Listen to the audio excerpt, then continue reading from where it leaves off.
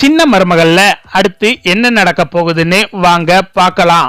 ராஜாங்கத்துக்கிட்ட போஸ பத்தின உண்மைய தமிழ் ஆதாரத்தோட நிரூபிச்சா நல்லா இருக்கும்னு நினைக்கிறவங்க இந்த வீடியோவை லைக் பண்ணிக்கோங்க.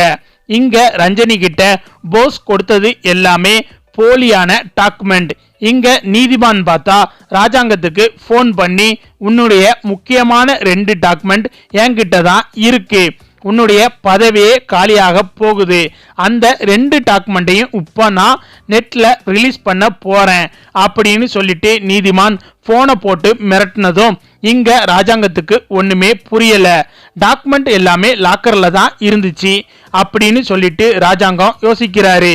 ராஜாங்கத்துக்கு பயங்கரமா கோபம் வந்து விறுவிறுன்னு தமிழ்கிட்ட வந்து, தமிழ்ச்செல்வி என்னுடைய முக்கியமான 2 டாக்குமெண்ட் உங்ககிட்ட கொடுத்தேன்ல, அத எங்க அப்படின்னு சொல்லிட்டு ராஜாங்கம் கேட்கவும் இங்க தமிழ் வந்துட்டு இருங்க மாமா நான் போய் எடுத்துட்டு வாரேன் அப்படின்னு சொல்லிட்டு தமிழ் பார்த்தா ரூமுக்குள்ள போய் 2 டாக்குமெண்ட்டையும் எடுத்துட்டு வந்து ராஜாங்கத்துக்கிட்ட கொடுக்கவும் இதை பார்த்ததும் போஸுக்கும் ஈஸ்வரிக்கும் பயங்கரமா அதிர்ச்சி ஆயிடுது. என்ன இவ டாக்குமெண்ட் எடுத்துட்டு வந்து கொடுத்துக்கிட்டு இருக்கா, அப்ப நம்ம கிட்ட கொடுத்த டாக்குமெண்ட் அது என்ன அப்படின்னு சொல்லிட்டு இங்க போஸ் பார்த்தா திருன்னு முழிச்சுக்கிட்டு இருக்காரு. இங்க ராஜாங்கம் வந்துட்டு அந்த 2 ஃபைலையும் நல்லா புரட்டி பார்த்துக்கிட்டு இருக்காரு. அது எல்லாமே கரெக்டா இருக்கு, இதுல எல்லாமே சரியா தான் இருக்கு. அப்ப அந்த கிறுக்கு பையன் என்னத்த போன் போட்டு ஃபைல் என்கிட்ட இருக்கு நெட்ல ரிலீஸ் பண்ண போறேன்னு சொன்னா சரியான லூசு பயலா இருப்பானோ அப்படின்னு சொல்லிட்டு ராஜாங்கம் யோசிச்சுக்கிட்டு இருக்காரு. இங்க ராஜாங்கத்துக்கு பார்த்தா மறுபடியும் நீதிமான் கிட்ட இருந்து போன் வருது. நான் 2 ஃபைலையும் நெட்ல ரிலீஸ் பண்ணா உன் நிலைமை என்ன ஆகும்னு தெரியுமா, நெட்ல ரிலீஸ் பண்ணாம இருக்கணும்னா நான் சொல்றதெல்லாம் நீ செய்யணும் அப்படின்னு சொல்லிட்டு நீதிமான் சொல்லவும் இங்க ராஜாங்கம் வந்துட்டு நீ என்ன பண்ணணுமோ பண்ணிக்கோ, அந்த டாக்குமெண்ட்டை வச்சு உன்னால என்னெல்லாம் பண்ண முடியுமோ எல்லாத்தையும் நீ பண்ணிக்க அப்படின்னு சொல்லிட்டு ராஜாங்கம் பார்த்தா போனை வச்சிடுறாரு. என்ன இவன் இவ்வளவு தைரியமா என்ன வேணா பண்ணிக்கோன்னு சொல்றான் அப்படின்னு சொல்லிட்டு நீதிமா அந்த டாக்குமெண்ட் எல்லாத்தையும் புரட்டி பார்க்கவும் அது எல்லாமே போலியான டாக்குமெண்ட்.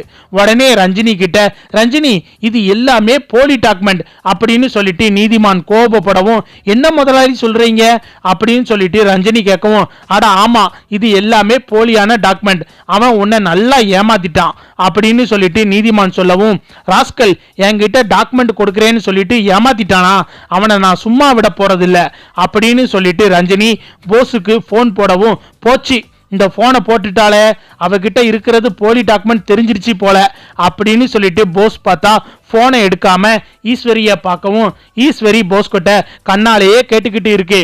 என்னடா அப்படின்னு சொல்லிட்டு கேட்கவும் அவதான் போன் பண்றா அப்படின்னு சொல்லிட்டு போஸ் சொல்லவும் இங்க ஈஸ்வரிக்கு ரொம்ப அதிர்ச்சி ஆயிருது.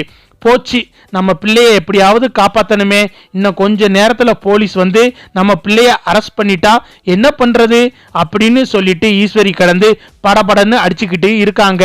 இங்க ராஜாங்கம் வந்துட்டு தமிழ்கிட்ட என்னைய மன்னிச்சிருமா, எதிர்கட்சியில இருக்கிறவன் எனக்கு போனை போட்டு தப்பான தகவல் கொடுத்துட்டான், உன்னை போய் தப்பா எடுத்துக்கிட்டேன் அப்படின்னு சொல்லிட்டு ராஜாங்கம் தமிழ்கிட்ட மன்னிப்பு கேட்கிறாரு.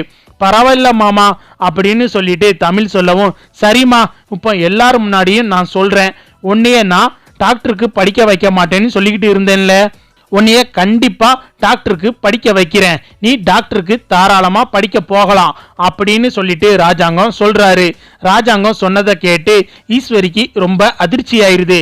இவளை இப்படியே விடக்கூடாது, இவ மாசமா இல்லைன்ற விஷயத்த இப்பவே எல்லார்கிட்டையும் தெரியப்படுத்தணும் அப்படின்னு சொல்லிட்டு மாமா நான் உங்ககிட்ட ஒரு முக்கியமான விஷயம் சொல்லணும் அப்படின்னு சொல்லிட்டு ஈஸ்வரி சொல்லவும் என்ன ஈஸ்வரி பங்கன் நடந்துகிட்டு இருக்குல்ல, எதா இருந்தாலும் அப்புறம் சொல்லு, பங்கன் நடந்து முடியட்டும், சேது உட்காருப்பா, தமிழ் நீயும் உட்காருமா அப்படின்னு சொல்லிட்டு தமிழுக்கு வளகாப்பு ஏற்பாடு நடந்துகிட்டு இருக்கு.